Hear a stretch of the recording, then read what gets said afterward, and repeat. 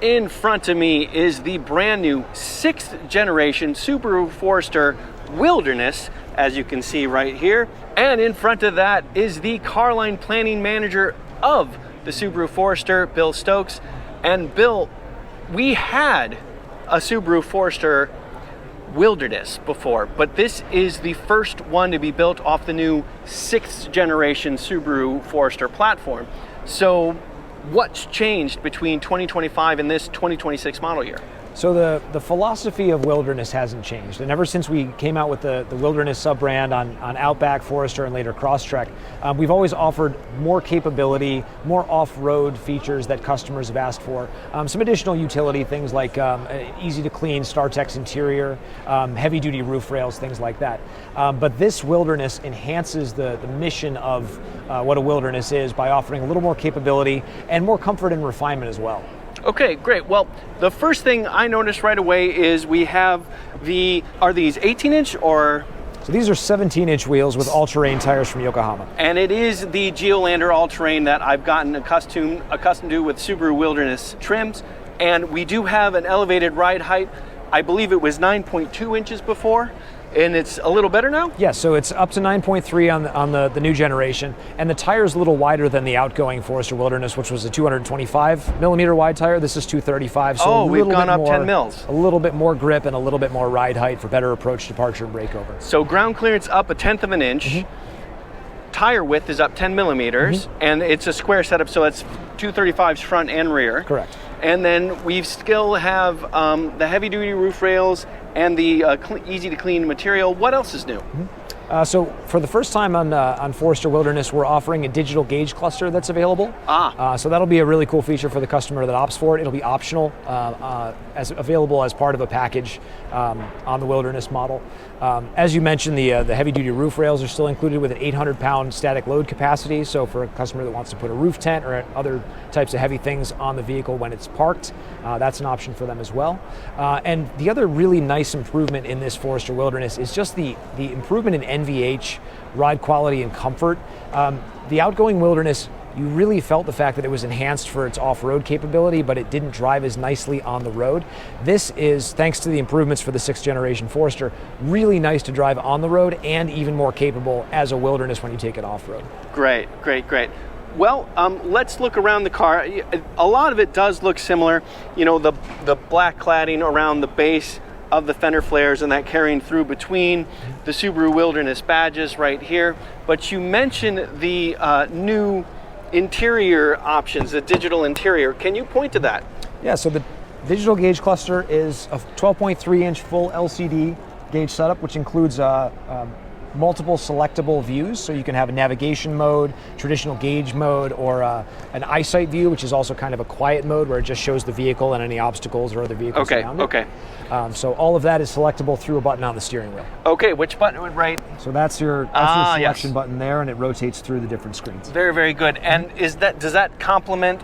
I believe it's the 11.6 portrait-mounted center display. Do I have the measurements right? That's correct. It is an 11.6 inch, which is standard on all Wilderness models. So this isn't like additional camera systems or anything like that. You still have camera views and all those things. Yep. But this gives you just more ability to see the information right on the instrument cluster. Right, and we do still have 180-degree front view camera standard on Wilderness models, so you'll be able to use that for checking out obstacles on the trail or for parking if it's if you're not quite adventuring out quite so far. So it's still got that. It's also got our latest suite of eyesight safety features, so it's very advanced in terms of the safety technology. But the digital gauge cluster just gives you an additional view, especially in navigation mode, where it's very easy to have the map displayed directly in front of you, which also works with Apple Maps, along with the embedded navigation that's available as an option. Okay. Yep. Now, with Wilderness in general, looking at the front and the rear clips, let's go to the rear. Mm-hmm. I remember this for the Outback, where it had specific architecture for the front and rear to improve approach and departure angle. Were there any challenges with this new 6th generation Forester platform in getting the approach and departure angle targets approach and departure angle targets you were looking for? Well, so with this generation of Forester, unlike the previous generation, it was designed from the outset to also have a wilderness model. Okay. Whereas with the previous generation, it launched as a 2019 model year. The wilderness didn't show up until a few years after that. So in this case, the vehicle was designed with its approach, departure, and breakover targets in mind. So it was actually easier. Yeah. So those are the same or better than the previous generation car.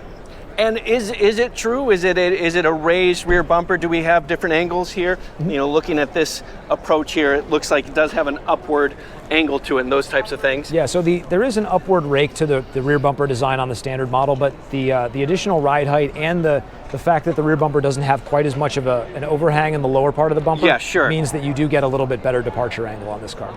And I noticed that the exhaust, the rear exhaust, is tucked way up. Is that true of the standard Forester as well, or is that unique to It is. Generally, the lowest point for ground clearance measurement in particular is towards the front of the car, either the front cross member or part of the exhaust system up front. We've always tucked our exhaust systems up as high as possible under the rear bumper to try to make them as unobtrusive as possible. Okay. Now, in the past, this would be a top of the line or near top of the line trim of Forester. Does that continue on for the 6th generation? Yeah, the content, the specifications and the features on the vehicle are relatively similar to what we've had on Wilderness in the past, so it'll probably be similar in terms of where it sits in the trim lineup. But because this is a 26 model year vehicle, and the Forester Hybrid and the rest of the lineup are still in the 25 model year, this car is a little further out and we haven't announced pricing yet. When we do, it'll be part of the 26 model year lineup and it'll be in the lineup that way. Great, great. Now, is there anything else about this car that we should know about that I missed? One of the things that I like the most about it, the new StarTex interior has a new textured surface to it. Which, let's take a look. Yeah, let's take a look inside. So the StarTex seating surfaces, which are a wipe down, easy to clean material, also very durable. They've also got a new texture that's imprinted or embossed into the seats here. So they hold the driver and passenger a little bit better, also offering just a nicer look. And like every Forester, the Wilderness has lots of Easter eggs scattered around the interior. Yes, of course. On the door panels, in the cargo area, in the glass, there are lots of little touches of nature and outdoor gear that you can find if you look around the interior a little bit. So a lot of fun. Very, very good. Now, this is a 2026 model year car. You guys also introduced a hybrid. Yes. Will there be a Wilderness hybrid, or are we getting ahead of ourselves? So that's definitely something that we can consider if customers are saying, hey, we like this flavor, we like that flavor, let's try to put them together. So we're certainly open to the possibility. And if customers are looking for that, they can certainly let us know. But at the moment, it's just going to be Forester Wilderness, Forester Hybrid as two separate models, and maybe at some point in the future, they'll be combined as one. Well, Bill Stokes, thank you so much for giving us a bit of an introduction to this new 6th generation Subaru Forester Wilderness, the 2026 model Subaru Forester Wilderness.